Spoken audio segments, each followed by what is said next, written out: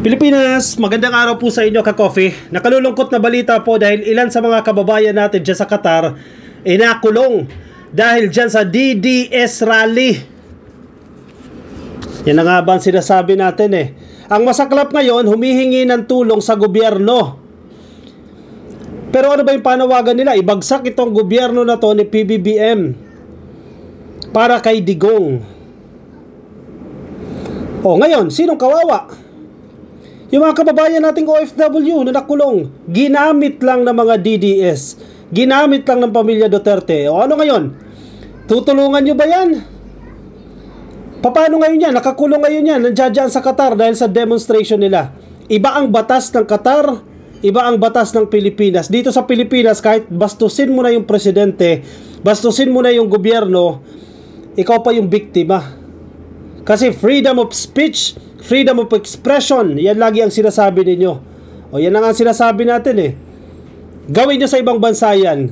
Kung hindi kayo ikulong, tumbok, nakulong. Hindi isa, dalawa, tatlo, hindi apat. Ngayon, 17 pa ang nasa kustodiya ng pulis dyan po sa Qatar.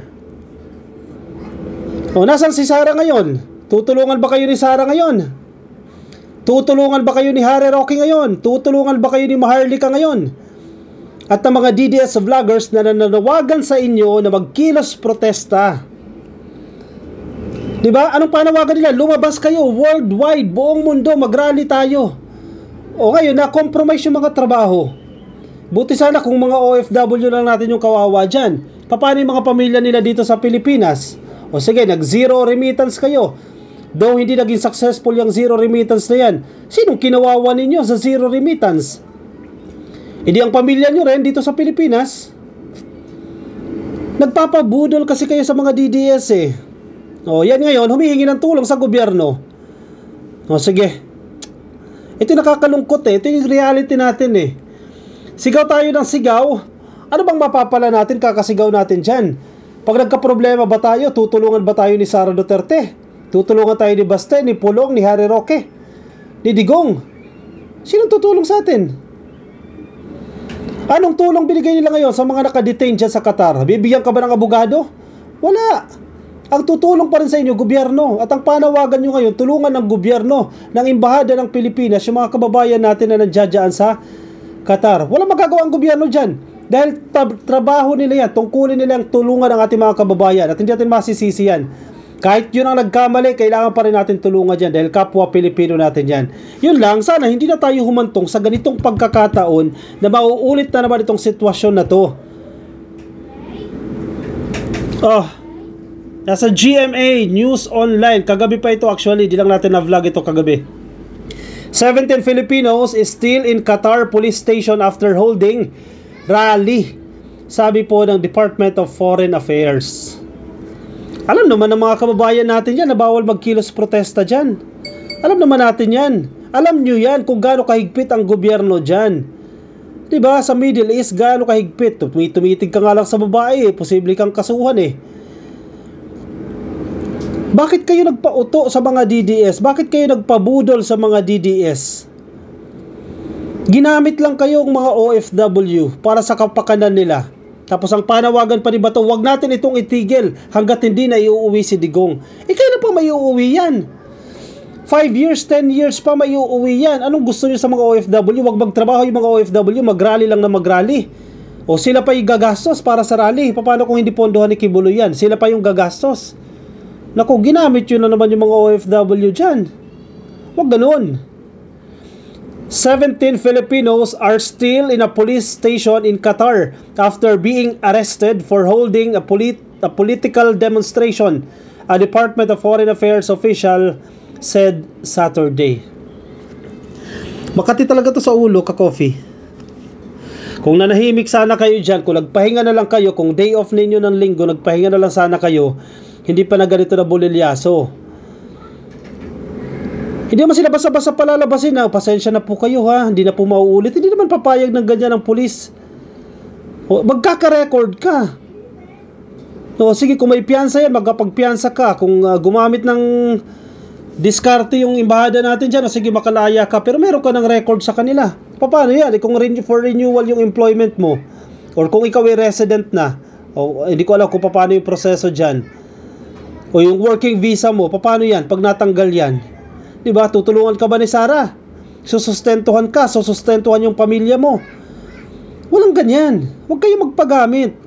Mayroong 17 na nasa police station pa, mga 1 hour from the capital Doha. DFA Undersecretary Eduardo De Vega said in an interview on Double B TV. Ito yung nakakapanghinayang Nagrally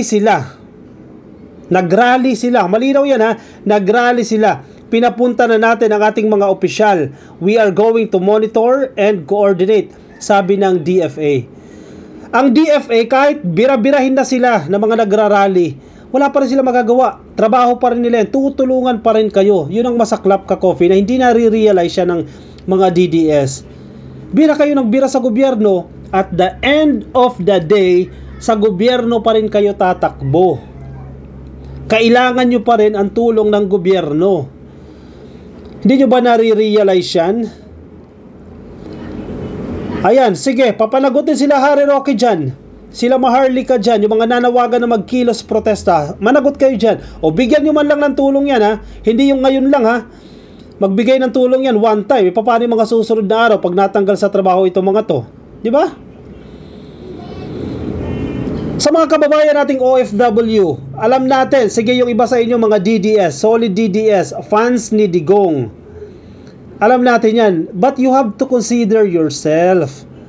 Yung welfare ng pamilya mo. Wala ka sa Pilipinas.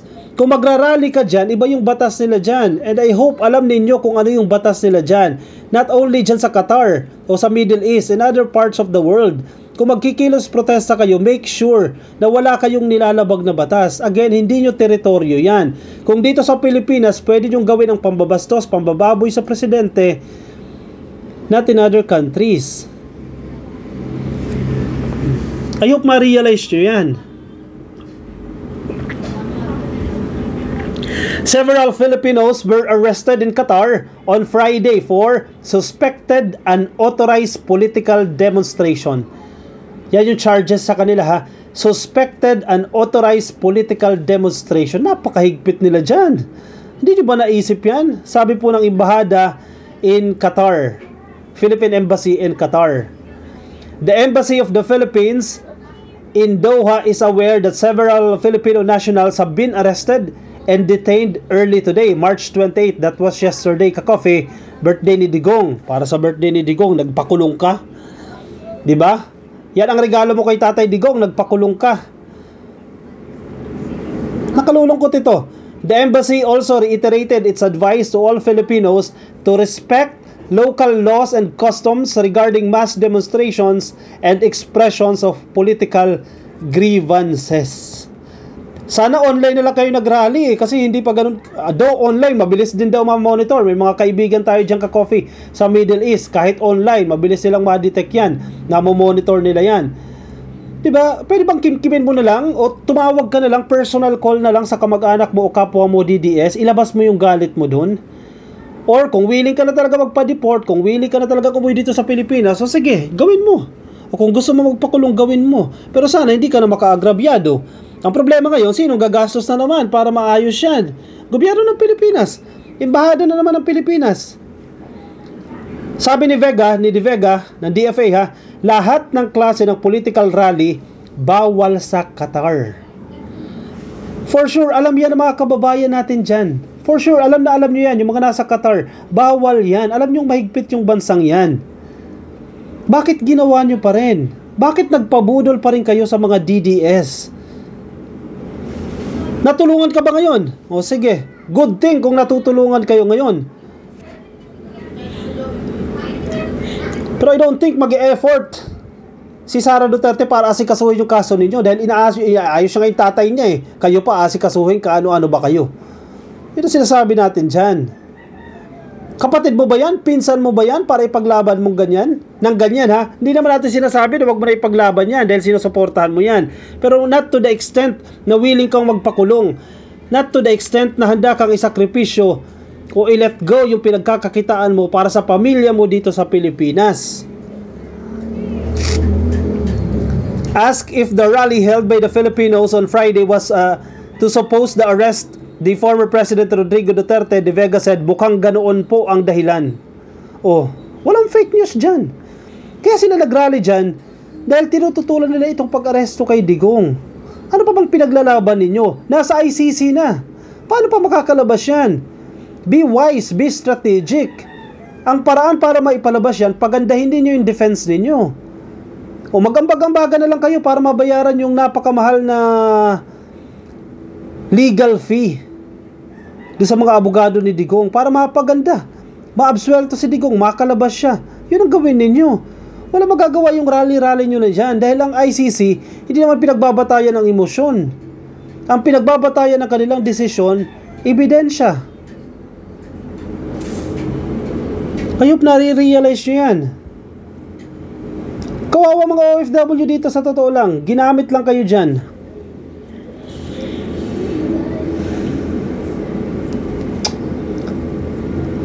Kalulungkot lang to. Anong tulong kayo nakukuha nito?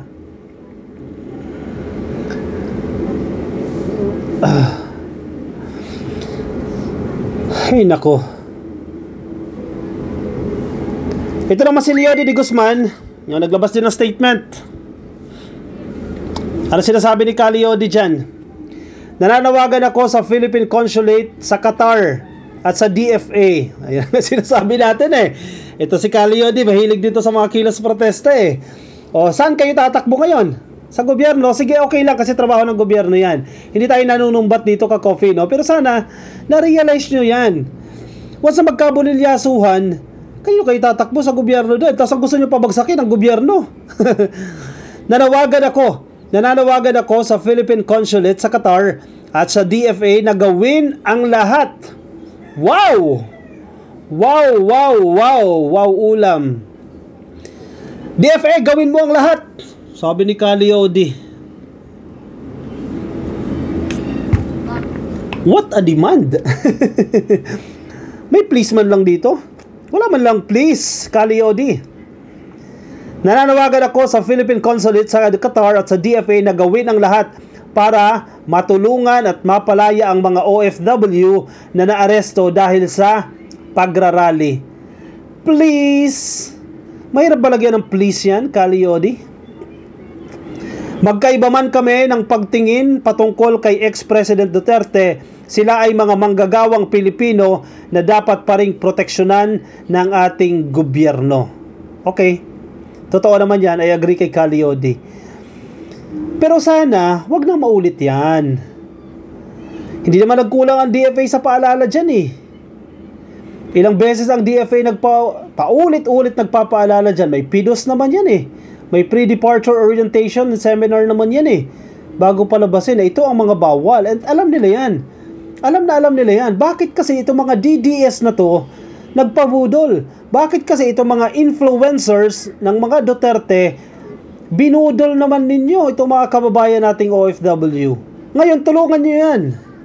Magpadala kayo ng abogado dyan. Anong ginagawa nyo ngayon? O may narinig ba kayong efforts na ginawa ni Harry Roque para tulungan yung mga kababayan nating OFW? O may content creator ba na nag-initiate na maglikob ng pondo para pambayad ng abogado? O pang-sustento, pang-suporta sa mga pamilyang apektado? Meron ba? Wala akong nakita as of the moment. Baka meron, baka mamaya. Pero as of the moment, wala akong nakikita. Oh. Tignan mo yung sinasabi ng netizens. They deserve it. Deserve. They knew beforehand the law of the host country, but still, they do what they want to do. That is a life lesson for them, not to be so entitled. Sabi ng netizen yan, ha? Alam na alam ninyo yan, bakit nyo pa rin ginawa yan? Wag nang tulungan, uulit lang din ang mga yan sa rally, sabi ni Ako Guwapo. Wag naman. Ako ka-coffee, kahit ayaw natin sa ginagawa ng mga DDS, wala no choice no option. Vulnerable ang ating OFW as of the moment dyan. Kahit DDS pa yan, tungkulin pa rin ng gobyerno na tulungan yan. And good thing, ang DFA nagpadala na sila ng tao dyan. Pero sana, wag nang maulit. Pero sana, itong mga DDS na naaresto, you realize ano yung mali ninyo. At next time, wag na kayo magpabudol sa mga DDS. Kasi sa mga ganyang sitwasyon, iiwanan kayo sa ere. Gobyerno pa rin ang tutulong sa inyo. Proteksyonan dahil sa katangahan at kabubuhan, magkakalat kayo. Sabi ng mga netizens, pasensya na sa mga OFW na nakakulong. Alam ko, ang inyong sitwasyon ngayon ay hindi maganda. Pero hindi nagustuhan ng taong bayan ang ginawa ninyo. At ito, humihingi ngayon ng tulong sa kinamumuhuian nilang gobyerno.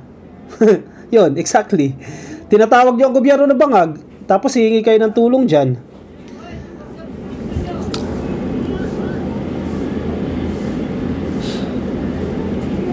Yan ba yung sign ng katapangan? Ganyan ba ang maisog?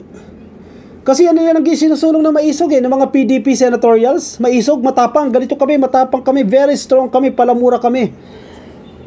Lalabag kami sa batas. Yan ba ang pagiging maisog? Yan ba ang sign ng maisog? Sa the Netherlands, ganyan din. Maluwag lang talaga dyan sa Europe. Maluwag talaga dyan. Nakarating na tayo dyan Maluwag yung mga polisiya nila dyan. Pero sana wag niyong abusuhin. Wag humantong sa punto na magagalit na rin ang the Netherlands, ang gobyerno nila sa mga Pilipino. Sinamantala ang kaluwagan. Diba? Wag ganun. Imahe ng Pilipinas ang sinisira ninyo.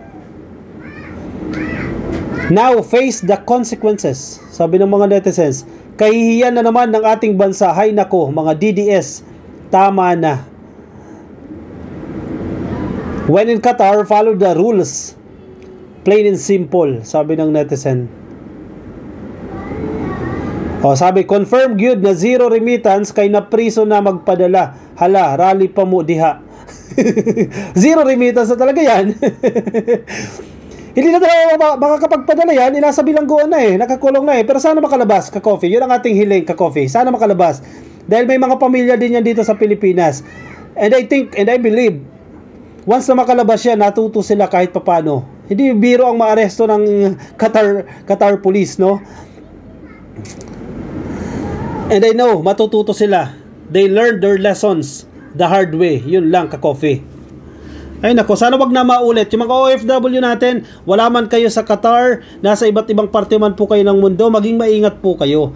Bakit kinakailangan nyo magkilos protesta? Anong maitutulong sa inyo yan? Mayayaman ba kayo dyan? Bibigyan ba kayo ng pamasahe man lang? Maganda sana kung may bayad kayo, kahit papaano, di ba?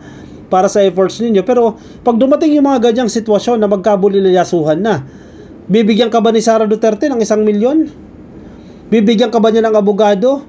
Yes, at some point, pwede magbigay ng financial assistance. Isang beses lang yan. Hindi na mauulit yan. Pangalawa, pangatlo, pangapat. Never. It will never happen. Isang beses, 2 beses, pwede pa. Pero wala na, iiwanan kayo sa ere. Think of yourself, think of your families in the Philippines. Huwag kayo magpabudol sa mga DDS. Ay nako, kawawa yung mga OFW natin na ginagamit itong mga DDS. Ginagamit ng pamilya Duterte. O siya ka-coffee, ako yung magpapaalam muna sa inyo pansamantala. I'll see you in my next video. Mga nasa Facebook, please like and follow. Yung mga nasa YouTube, click lang po din subscribe. And hit the notification icon na uutal na tayo. Nasa TikTok, subscribe na rin po kayo. I'll see you in my next video. Bye-bye ka-coffee.